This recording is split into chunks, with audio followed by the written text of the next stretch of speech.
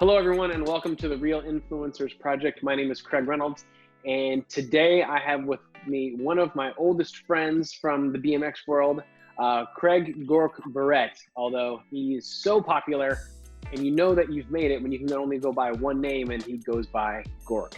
So, gOrk, welcome to the show today. Thanks for signing on. Yeah, thanks for having me, Craig. So you, as we talked about many times, came up in an era that was highly influential in the BMX bicycle world. You were, man, in a heyday, so to speak, as far as who you got to work with and the people you got to cover. How did you get to that point? Like, what were you doing prior to your magazine experience? And I was just like every other kid, just got into BMX around 70, discovered BMX in 75, but didn't start racing until 76. And just, hitting the local BMX scene, up in Northern California where I grew up. And, just like any other kid, had all these guys that we looked up to, every time that magazine came out, we just, read it in class, hidden behind the textbook, and Yeah. just memorized every single caption and every story, read every story over and over. And I was just like all of us, all of us guys, BMXers, that just were hooked on the sport, in the early days. And were you always just into bikes, or were you into cameras and photography and editorial stuff as well at that time? I guess you would say, I was more artistic. Okay. Our whole family, like my brother and I, we'd always, he was really good artist, and I'd always try to, being the younger brother, I would try to draw like him, so I'd always, it always seems like, those younger brothers, they always try harder to catch up with Oh the yeah. older brother. I'm the So younger brother. I know. Yeah. yeah, you look at all the fast brother combos and which one's faster. It's usually the younger one, Brett Mike and King, Brian, Mikey and Eddie, right? Brian Patterson over Brent Patterson, that's all Yep. those younger brother tries harder, I think. So anyways, Yeah. I got, you know, but my brother and I, we would do a little, uh, almost like a zine, we'd make fun of, do our own little stupid humor of BMX Action magazines on the very first few issues. We called it Bicycle Motocross Riggers, and it was just, we'd make jokes about ads and, make fun of certain riders, that we, thought would be funny, but, Right. it was just, that was what I was in sixth grade, or, Right. and, That's what we do when we're in sixth grade. We make fun of everybody. Yeah. yeah, exactly. So, that was, I guess, the first magazine really that I made, or the first zine. But, creativity wise, I think I was always, you know, like deemed the class artist, and, you Okay. know, uh, And then that just, transferred into how did you end up at BMX Action? And was uh, that kind of surreal for you as well? Because considering you were mocking it a little bit, but then whoa, I get to go work with these people. And let's face it. I mean, between Wendy and Oz, those images are classic and timeless and look incredible. I mean, they were. I used to study the magazine, like you said, and the captions as well. One caption, Greg Hill. Greg's so fast he gets to run two number ones. I don't know if you wrote that or if Oz wrote that, but I was that'd like, be an odd, probably, yeah. I was like, amazing. And I'll never forget that. And to me, that's what magazines were about. And you got to jump right into that. Like, how surreal was that? Oh, it was, yeah, to get the call from Oz, because I had moved down to Southern California. First it came freestyle craze, and I had my own Hmm. freestyle team. Or actually before that, I looked up to Bob Hara, started, drawing, wanting to be like drawing, Oh, right. so I had like gOrk graphics, and it was like, custom posters, 18 by Cool. 24-inch posters, and I'd airbrush them, ink them in, draw them, for a whole $20, It's like, yeah, I got $20 to make a That's poster. awesome. But, there's some famous, like Sherry Elliott, three-time number Hmm. one girl. She still has the poster I made for her, framed and hanging on her Wow. wall, you know. So I had gOrk Graphics, just this local company trying to be like Bob Haro. And then freestyle came along, and I met John Diz Hicks, and we started a freestyle team. And, so that was really my foot in the door, was thanks to Diz, and he was the hot rider. And I Yep. was like promoter and, with the company, and, setting up shows, and, we got sponsored by CW. So that was, it just snowballed, all these things just Right. kept, happening. And so I made it down to Southern California. Didn't really have a job, but I had a couple vague job offers, like from AFA, Bob Morales. Hey, Yeah. Yeah. if you live down here, I'd hire you instantly. I'm like, all right, I'm down, I'm coming. And then once you get down there, he's like, oh, I can't afford you, but Right. you know, I'll buy you Yeah. Taco Now that you're Bell. down here, I don't know what you're gonna do. Sorry. But yeah, so we visited CW, who had just became our sponsor, and they're like, "Oh, we need somebody in the warehouse." So I was working at CW Racing, Okay. just working in the warehouse, filling orders and buffing the chrome on, and stickering up CW handlebars. And I'd been there for only about 5 or 6 months, and the job offer came. The call came from Oz. It's like, Wow. "Hey, Steve Giberson is, the current editor, but he's talking about leaving. So we'd like to, we're looking for somebody, we're looking for a future replacement." So Right. I went over there after work one night. We had a big meeting, and, yeah, that was just the dream. It's like, no way, BMX Right. magazine. And it was cool because when I had my trick team, I put out a little zine, a little monthly newsletter.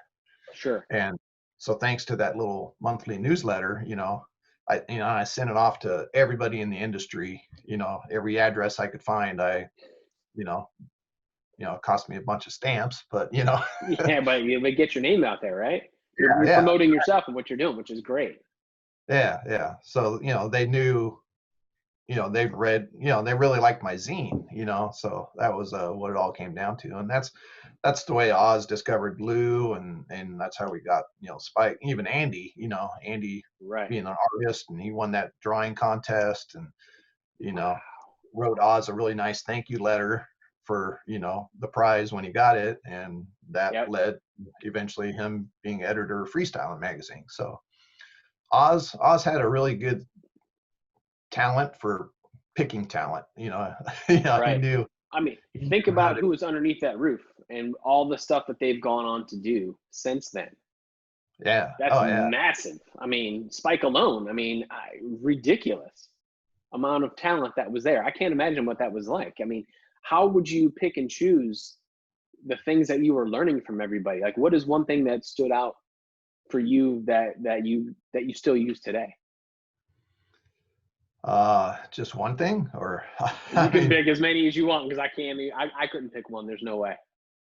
I don't know. Yeah, there's just so many things that Oz, like I remember so our assistant, or our managing editor, was Don Toshak, and he had originally been hired for this bicycle sport magazine, the cycling magazine that was Hmm. short-lived, Wizard put out. But when I got there, Don pretty much was was my teacher, and given, as Giberson once said, it was like a college degree, and in 3 months you get a college Wow. degree of journalism degree, Right. and Right. 3 months, because Oz would take, you gotta, I think you gotta have that passion for the sport and for BMX Sure. first and foremost. And then if you have some skill and talent or creativity, then, he just knew that instantly that would merge, you can merge the two together or whatever. Hmm. So, That's but yeah, pretty awesome. Oz would have a lot of, he would get us, gather us all up, and, put all the covers of the magazine out there, and it's like, all right, here's how each of these issues sold, because you're thinking on the newsstand, like, Hmm. what makes, this is the hot seller magazine, and this one flopped, what Right. what's the difference, what made this magazine sell the most, and so we'd all break it down. And, and he was like a big believer, all the way down to, he'd break it down to the color of blue on this cover is going to Really. pop out on the newsstand, or the color that Kurt Smith, the art director, used in the cover blurb, on the BMX Action cover, inside that logo, what color popped more on the newsstand, because Wow. and we would always do that, when you go to the newsstands, you'd always spread out, before you spread out all the BMX Actions up front. Right. Yeah. Yeah. you'd also study that newsstand and say, okay, which of these, and yellow and pinks were always, just a color that really popped, so Hmm. yeah, just thinking that way all the time, and you know, uh, It's still something. fascinating. Do you apply that today when you're doing Pull magazine as well? Again, obviously, it's not on a newsstand, but when people get it in the mailbox, I would think they want to go, fantastic, that looks incredible. Yeah. There's definitely, you want that same style, that same impact. But it is different because, back then it was also cover blurbs, maybe the cover Right. blurb affected the newsstand sale, so you got to write a really good cover blurb that's, grabs your attention, or, Right. good questions, it's stuff like that. But, yeah, Pull Magazine, we're just a membership magazine. So I don't have to worry about the newsstand. We could go without cover blurbs. We don't really need them, you Yeah. know, Yeah. but, Just a good you image. A killer image would work well for you guys then, right? yeah. So, it's a different world, different style, that we're doing these days. Right. But, Was yeah, there it is. any kind of was there any photo specific things that you learned and that you're still applying today, or that you've made better because of what you learned? Yeah. Well, a lot of that came from Wendy, because traveling and doing all these photo shoots, also remember that I wasn't I wasn't a photographer until I came to ABA. Right. Right. Uh, I think only once. Wendy gave me her camera one time, at actually, I think the race in Peachtree, Georgia. Really? Okay. And she was just like, oh, here, here's a roll of film, and here's my camera, and why don't you go get some mug shots, because Yep. she was shooting the action out in the infield or whatever. So that was really the first time you know, I mean, not the first time I'd ever picked up a camera, but, she Sure. kind of gave me the basics. But I never, Spike and Wendy had photography covered, and Oz. By the time I got there, Oz was kind of done taking photos. It was mostly Wendy. And then when we brought Spike Jones on board, and, Hmm. and actually when they hired Spike, it was probably more Andy Jenkins, decision to bring Yep. Spike, you know, Okay. uh, because Oz had kind of gotten out of it, out of the BMX scene, and he was really into black and white scenic photography, kind of Ansel Yep. Adams. Yep. He was so he would take off in his newest four by four van, and we wouldn't see him for 2 months or 3 months at a time, Really? because he'd just be out in Yosemite or wherever, Right. Yellowstone, taking all these black and white photos. Well, I would think at that point everything is pretty much running like clockwork, like a machine, and you guys have a system lined up and how it all works, and then he didn't need to be there. Yeah. He knew that and that was a cool thing about Oz. Just he knew how to pump you up. A new magazine came out. He studied it, and he would come in and break it down for you. Oh, I love this. I love this. Oh, this. So, could Right. could use work or whatever. But for the most part, it was always like, man, I love it, and I love that you guys are running it like you own it, like That's awesome. it's your baby, and he was more than happy to hand over the keys to the magazine and just let us run with it. Do you ever talk to him still? Do you ever send him a magazine and go, "Hey, give me some feedback on this"? Uh, every once in a while, I talk to Oz every once in a while, maybe twice a year or something. Oh, cool. Very cool. But yeah, it used to be, like whenever I would want to, because I'd want his permission if I ran a photo of his or something. Then finally, he's just like,